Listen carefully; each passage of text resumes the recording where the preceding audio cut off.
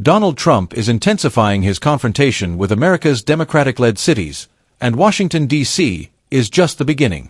Leave your like and subscribe to the channel so you don't miss any updates. In a series of moves that critics call politically motivated and legally aggressive, the former president, now back in the White House, is pushing hard to reshape the relationship between the federal government and local authorities. His latest step came this week when Attorney General Pam Bondi sent a wave of letters to dozens of mayors and county executives across the country. The message was direct and unmistakably threatening: either align your local policies with Trump's immigration enforcement agenda or face the consequences. Those consequences could include federal prosecutions of local officials, the loss of millions in federal grants, and in the most extreme scenarios, military or federal intervention in local governance. Bondi's letter accused some city leaders of deliberately obstructing federal immigration enforcement, even suggesting they may be inducing illegal immigration. It warned that such actions could trigger criminal charges.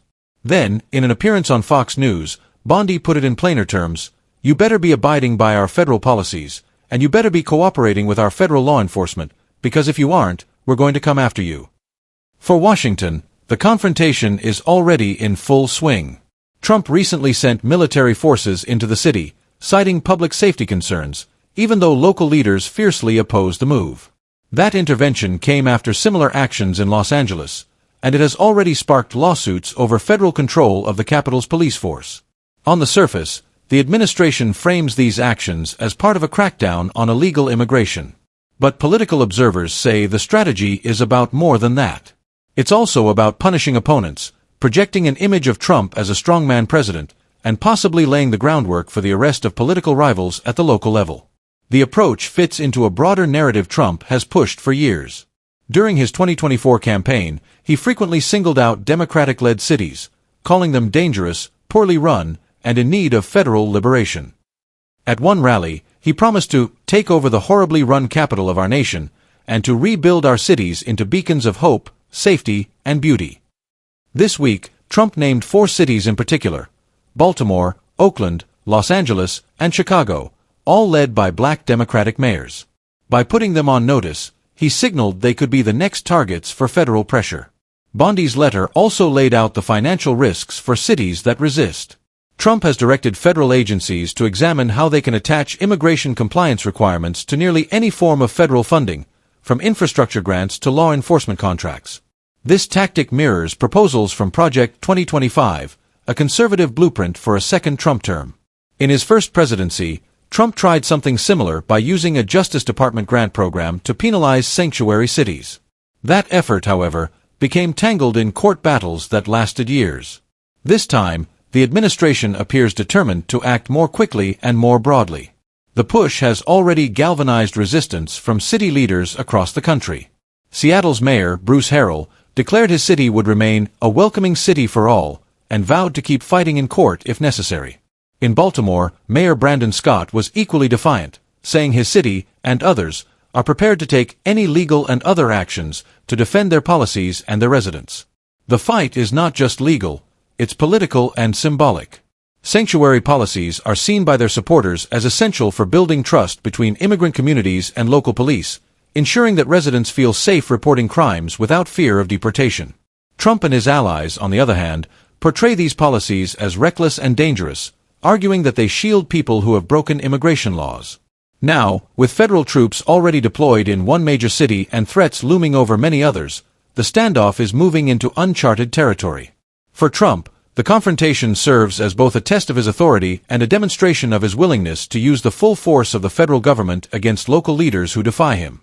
For the cities, it's a question of sovereignty, safety, and the limits of presidential power.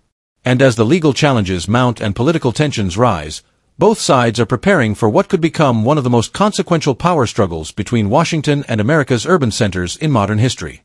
And if the president's recent words and actions are any indication, this battle is only just beginning.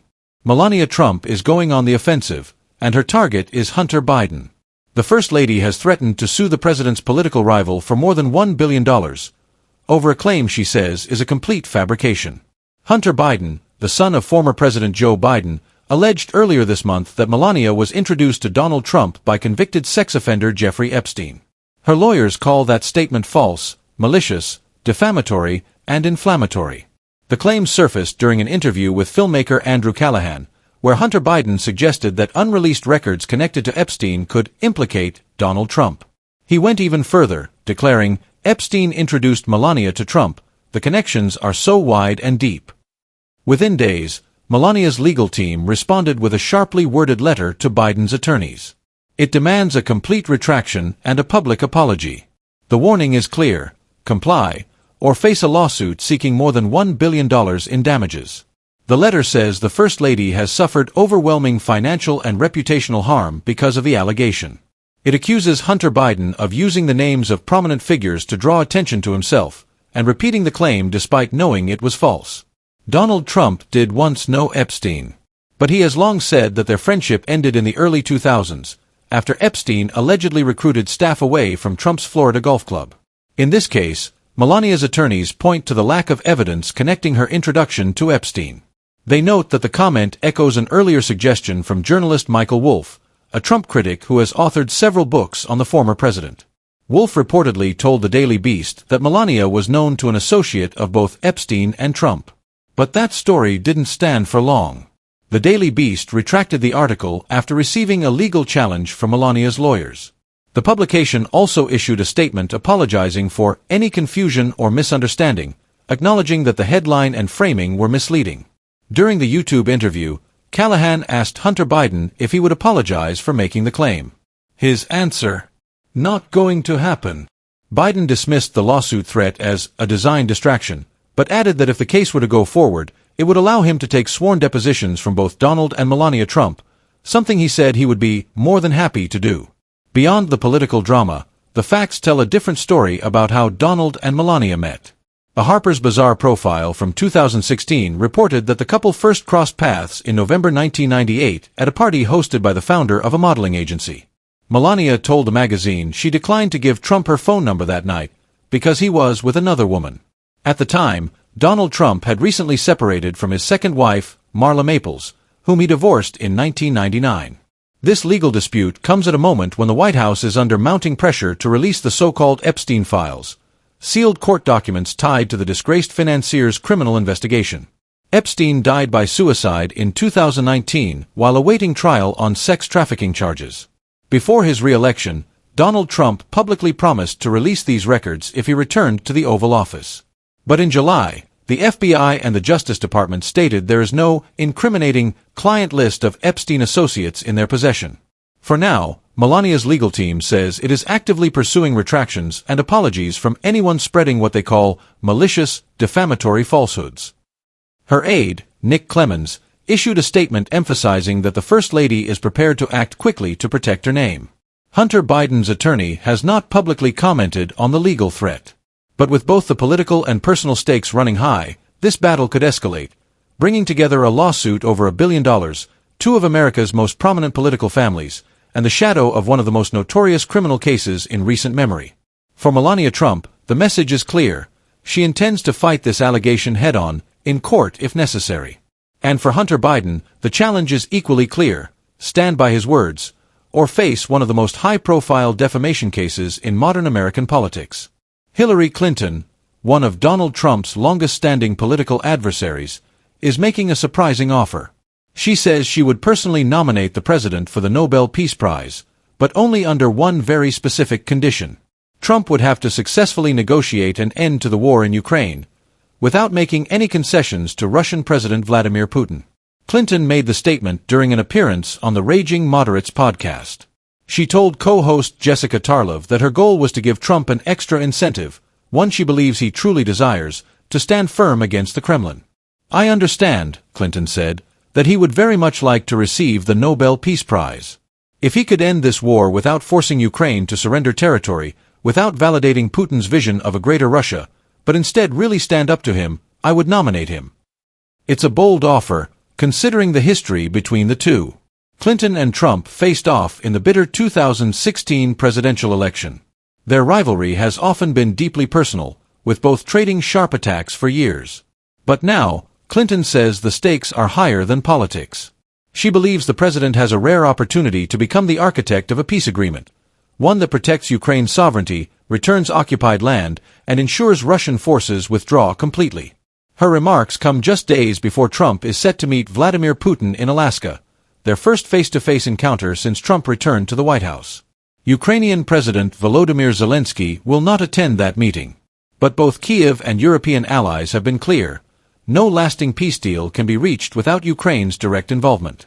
Ending the war in Ukraine was one of Trump's key campaign promises.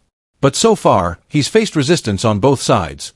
Moscow has been reluctant to engage in serious negotiations, and Kyiv remains wary of any U.S.-brokered agreement that could weaken its position. Critics point to Trump's history of praising Putin, along with his administration's at times strained relationship with Zelensky, as reasons to be cautious. They fear the president might be tempted to make territorial concessions in exchange for a deal. Clinton made her red lines clear.